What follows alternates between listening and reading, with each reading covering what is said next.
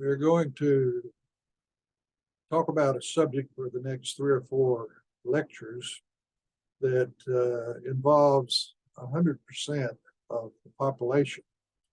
I'm not aware of anyone that I've met that's not going to participate in the aging process, and that is the hot area in medical and biological research at this time about different areas that they have found on the globe where there are populations that a high percentage of people live to be 100 or more, and they live to this age in good health, oftentimes very active in whatever their type of their work is, and these are called the blue zones of longevity. And we will start out with my first exposure to this, which we will refer to in the first lecture. This book is Anti-Aging Medicine, and the sponsor of a conference up in the Northeast was the Mary Ann Liebert Incorporated publisher that sponsored this conference. And a chapter in this book was written by Dr.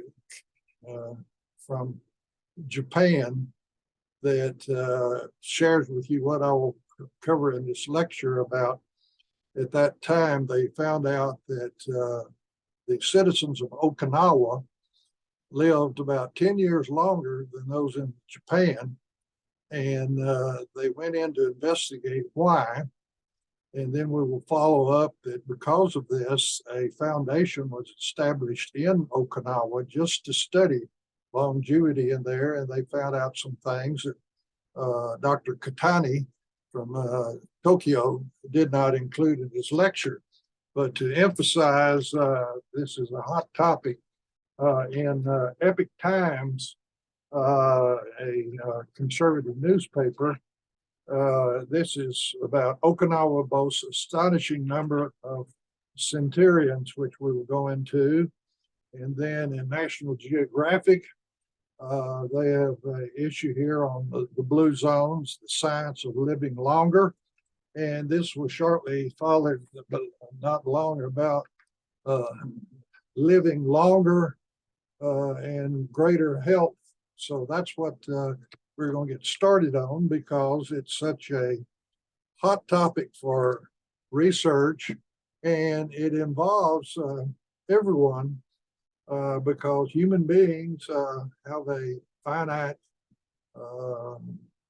period of living. And in our research, we have found out that the active ingredient from aloe vera, Ace Manning, or acetylated mannose, is getting changes in biomarkers and in biochemistry that various multiple studies of showing benefits, that they're all incorporated in aloe Ace Manning. So with that, we'll start with the lecture. Thank you. Now, this will be the first slide that we'll have on this coming lectures.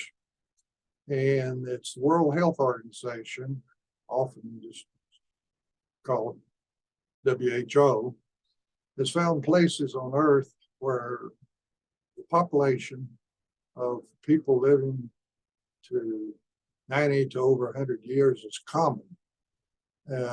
And the remarkable thing is oftentimes they're in good health and don't have the typical degenerative diseases associated with aging. And this lecture will focus on a conference in 1996 that I was invited to, that we'll go to the second slide. In 1996, this conference was sponsored, and this is about the Okinawan Blue Zone that was identified after World War II, when those nations that have government-sponsored health have everybody in their computer, and they realize that the Okinawan population was living about 10 years longer than the extended life of people that lived on the main island in Japan. In this book, we'll, in the future, cover some experiments that we had a chapter in this book with members from Texas A&M School of Veterinary Medicine, but that's not what we will focus on, the chapter that's in this book. It will be this current direction of research in anti-aging medicine, an overview by Kenichi Katani, MD, from the Radioisotope Research Institute in the Faculty of Medicine in Tokyo. This is what caused a team to go to Okinawa from this university. The green lines are, the top one is females in Okinawa, and if you'll notice, compared to the Netherlands, Iceland, Norway, Denmark, Switzerland, that you had people living up into the 90s in Japan. And below is the males that were living longer than anyone else. And in fact, when they got there, they found out that they were finding individuals 90 plus years of age in good health, fishing or farming, or working 8 to 10 hours a day, and in good health. And they scratch their heads and says, how in the world could this be going on in these islands? And the most remarkable things that diseases associated with aging were low incidence, and they wanted to know why. So this team from the Institute of Longevity at Tokyo proceeded to the Okinawan Islands to analyze it. And what they found out is in this article that I showed you from the book, that the people in Okinawa were primarily fishermen and farmers, and they ate brown rice and buckwheat. Whole wheat is the important thing, that it had the biopolymer covering of the seed on it, which is unique in the covering for brown rice and for wheat that is has the covering on it, protects the little embryo inside of it, the next generation of the plant. And there is a food supply provided in the cotyledons of the seed to nourish the embryo to form the first taproot in the first leaf, and then photosynthesis is turned on. The significant thing is that over the decades, they've found out this protection of the food supply and the little embryo and the seed, when you have the seed coat there, can be piggybacked by any animal that eats it. And of course, human beings get that benefit. And this is one of the things they found in Okinawa. The white rice is more expensive, and white flour is more expensive because of the additional processing. And that's what was eaten primarily and sold on the mainland of Japan. And it was kind of a social thing, that kind of a superior, snooty attitude, that coolies and farm people eat brown rice. We eat white rice and white flour, and they wouldn't be caught on the mainland buying brown rice and buckwheat. Another thing they found out is that everybody drank tea, and the tea that they drank on Okinawa was called Sinicha tea, and it was made from mature leaves of the tea plants. And the people that harvest the leaves go out and they have hooked to their side a large bag and also a small bag at their waist. The leaves at the top of the plant, which are young leaves that are called I don't know how to pronounce, Gyokuro, I guess it's Gaikura tea, is made from young leaves, and it's a green tea, and it is much milder than the other leaves because they, with their hands, pick the leaves off the top, put in the small thing for the more expensive tea. But then with the long sleeve shirt, they strip the leaves that are more mature off and put in the big bag to make the Seneca tea, which is the more mature leaves, and it has more of a bitter taste. And by assaying these two different teas, they found out that the more mature leaves contain the phytonutrients that the tea plant makes that are more concentrated and present in the lower price tea versus the young leaves, which are primarily sold to Japanese on the mainland. Also, the people had fish in their diet, and less common, they had pork, and they had many plant matured vegetables and fruit. They did not pick vegetables and fruit when they were green, put them in the kitchen and let them sit there until they started turning to color. No, they let them mature on the plant, which allowed the genes in the plant to put the phytonutrients that the fruits and vegetables make that are only put in as the plant begins to mature with the produce on the plant. And when in more modern areas where there's developed agriculture to bring in fruits and vegetables to the markets, they frequently pick them when they are green, so they'll have a shipping life and a shelf life. And that's before the plant genes put these vital nutrients that are used and called for in the DNA code of life that operates cellular synthesis in all the cells of these individuals. And so they're getting phytonutrients that are not as common in more urban areas. And another thing which is very important, we are finding more and more, is that on Okinawa, most of the people were either farmers or fishermen, and they had physical exercise and would labor up into their 90s. And this is what, in this article in 1996, was offered is why the Okinawans eventually would be called a blue zone. Now, when I made a tour of Japan from one end to the other, giving lectures on the power of more comprehensive nutrition, in Tokyo, I had an audience of the Okinawan research team, and I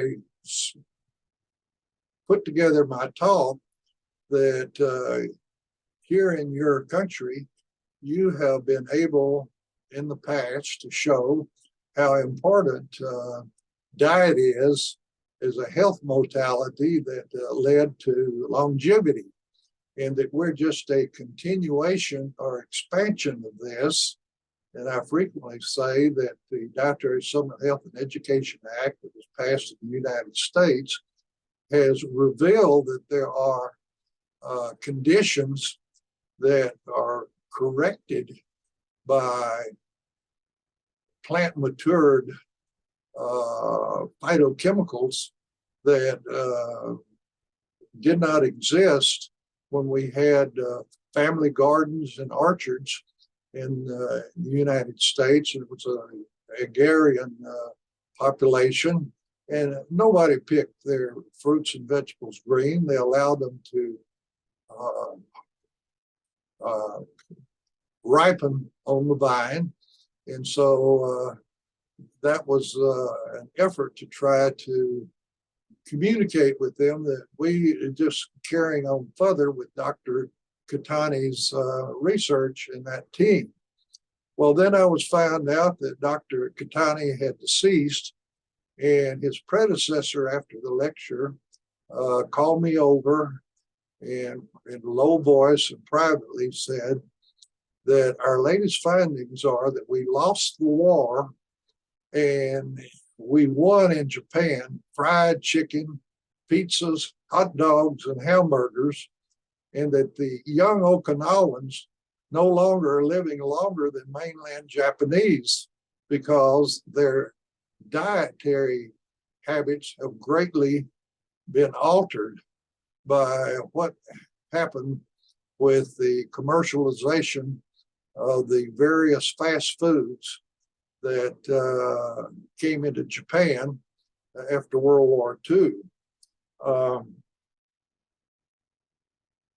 I want to relate this, that the modern science is validating the ancient wisdom and insight that is found in the blue zones. Now, Hippocrates, who is credited with being the father of Western medicine, lived from, he was born in about 460 BC and died in 375 BC. And we have there where he was born and where he died. And you can go to Outlook on your computer and look for sayings and quotations of Hippocrates, and you will find one of them there. In fact, there's quite a list of them. And I want to quote this one that I think is so important to emphasize that personally I tell people that you give me a lot of credit for this development of these lectures on more comprehensive nutrition, but that I have invented nothing.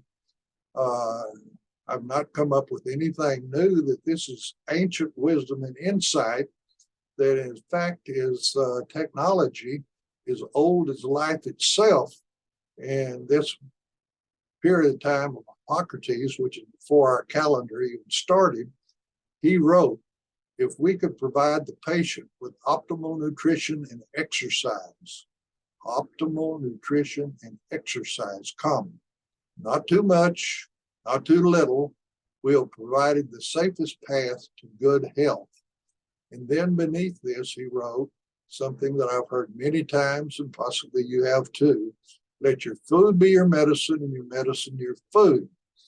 If you recall in the lectures on the vitamins, that Dr. St. Georgie said a vitamin is a nutrient molecule that if you don't have it in your diet, you will develop a deviation from normal health. And what we have found that pharmaceuticals, for the most part, do not solve this problem. In fact, it may make it better, but you have toxicities and side effects with all these drugs. In ancient wisdom, Paracelsus is credited as being the father of Western pharmacology, most noted person in science from Switzerland. And his most famous statement was, quote, all drugs are poisons. The benefit depends on the dose.